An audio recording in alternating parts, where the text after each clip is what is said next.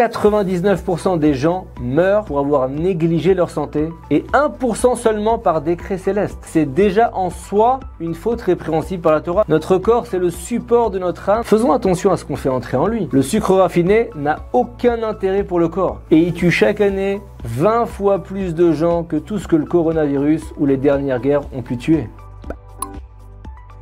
Lorsqu'on blesse physiquement quelqu'un, la Torah nous oblige à le soigner en payant les frais d'un bon médecin. Le verset enseigne « Verapo Yérapé ». Traduction « Guérir, il guérira ». Un double langage comme si Dieu nous disait « Il ne faut pas prendre la vie d'un homme à la légère, emmenez-le à l'hôpital et je veux qu'il guérisse ». Être négligent en ce qui concerne sa santé, c'est déjà en soi une faute répréhensible par la Torah, même si on ne se blesse pas ou finalement on tombe pas malade. Un jour, le Rav Israël Salanter est tombé malade en Russie. Il est allé à l'hôpital de Königsberg pour consulter le plus grand médecin possible par rapport à sa maladie. C'est déjà une leçon en soi. Son médecin a dit « Sur environ 1000 patients que je traite, un seul suit mes recommandations à la lettre, c'est le rabbin Salanter ». Et le Rav Victor Miller de poser la question, vous savez pourquoi le Rav Salanter était le plus consciencieux? Parce que c'était un véritable juif de la Torah. Il tirait ce zèle du verset de la Torah, Verapo Yérapé. Hachem a placé notre santé dans nos mains. En prendre soin fait partie de notre service divin, car la vie, c'est le plus important. Un de mes maîtres m'a raconté qu'en 1975 en France, l'épouse de son Rav est décédée d'une simple hémorragie à l'hôpital suite à un accouchement. Quand il a annoncé ça au grand Rav Moshe Soloveitchik de Zurich, il lui a répondu par une question étonnante. Il a dit « Ce médecin, c'est pas plutôt un cordonnier ?» C'est-à-dire qu'au lieu d'accepter la sentence divine et d'avoir une réaction qui exprime une foi en Dieu, le maître avait senti qu'il y avait là un manque d'efforts humains. Il a voulu rappeler l'obligation dans le judaïsme de faire tous les efforts terrestres possibles pour arriver à l'objectif. Parlons hygiène. Vous sortez du métro, vous avez posé votre main sur la rampe. Juste avant vous, des centaines de personnes ont tenu cette rampe. Certains ont toussé dans leurs mains,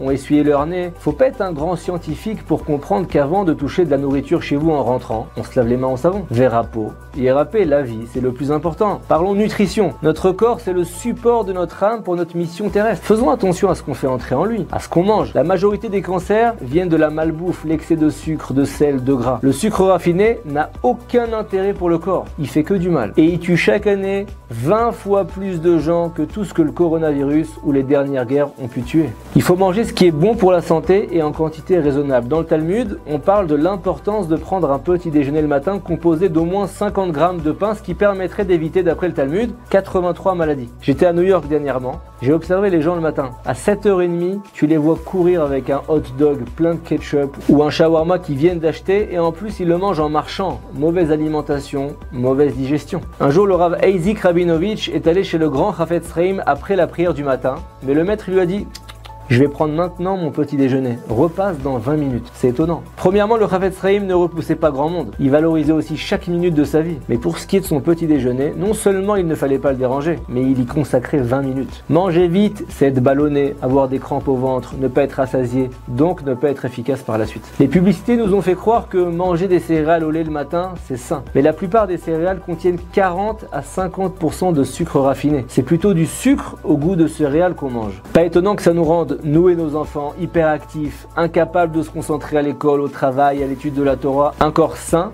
c'est un corps qui peut mieux remplir sa mission dans ce monde. Parlons sommeil. Un jour, encore une fois, le Chafetz Chaim, le plus grand rabbin du XXe siècle, se rend dans sa yeshiva à Radin le soir. Il voit ses étudiants, à une heure tardive, étudiant la Torah. Quoi de plus réjouissant de voir ses propres poulains, sans qu'on leur demande, étudier la Torah de Dieu. Il leur a dit une phrase: allez dormir car vous pourrez étudier demain. Bah oui, passer une journée fatiguée, sans énergie, c'est être moins immunisé contre les microbes si votre organisme n'est pas forcément robuste. Et être moins alerte aussi pendant la journée, c'est une faute. Dormir au moins 7 heures, 8 heures, c'est une leçon de Verapo Yérapé. Et maintenant, le plus important, parlons prière. Comment prier pour la santé? 3 fois par jour, on dit dans la prière: Refaenu Hashem, guéris-nous Dieu, Vénérafé, et nous serons guéris. Sous-entendu, le seul docteur qui guérit, c'est Dieu. Certes, on doit prendre des précautions, mais sans Hachem, tous ces efforts ne valent rien. C'est lui seul qui permet la guérison. Et donc, pour pas oublier ce principe, jamais, quand on va chez le médecin, toujours dire avant: Yehi ratson milefanecha Hachem Elokai sheye esek zeli lirfoua ki refeh hinamata. Le seul qui guérit, faut dire c'est toi. Je crois pas au mercurochrome. Le Talmud enseigne qu'un homme doit toujours prier pour ne pas tomber malade. Mais il y a plusieurs niveaux de prière. Le roi David a dit un psaume qu'on dit 3 fois par jour: Karov Adonai lechol koreav lechol asher ikra. Ma'ou Behemet. Dieu est proche de ceux qui l'appellent sincèrement. Mais qui n'appelle pas Dieu sincèrement? Quand vous demandez à Dieu la richesse, la santé, vous n'êtes pas sincère. Imaginons quelqu'un qui dit Refaenu, guéris-nous Hachem, il est très malade, il a peur. Évidemment qu'il prie Hachem sincèrement. Mais en fait, le mot Behemet, sincèrement, ça veut dire avec Emouna, avec foi. Dieu est proche de ceux qui l'appellent en étant convaincus que seul lui a la garantie de leur réussite. Pour finir, le Midrash Rabbah a écrit il y a plus de 1500 ans que 99% des gens meurent pour avoir négligé leur santé et 1% seulement par décret céleste. Dommage donc de perdre 10 ans ou 20 ans de notre vie qu'on pourrait passer à terminer notre mission dans ce monde autour de nos proches. Ainsi, la leçon de Verapo Yerape, c'est que désormais vous allez dormir 8 heures par nuit. Vous allez arrêter de boire du coca, manger des borécas. Vous allez vous calmer sur la cigarette. Vous allez consulter un nutritionniste. Vous allez varier votre nourriture. Jamais remplir votre ventre. Manger chaque jour 2 fruits, 5 légumes. Vous allez boire 2 litres d'eau et vous allez prendre les escaliers au lieu de l'ascenseur. Mais surtout,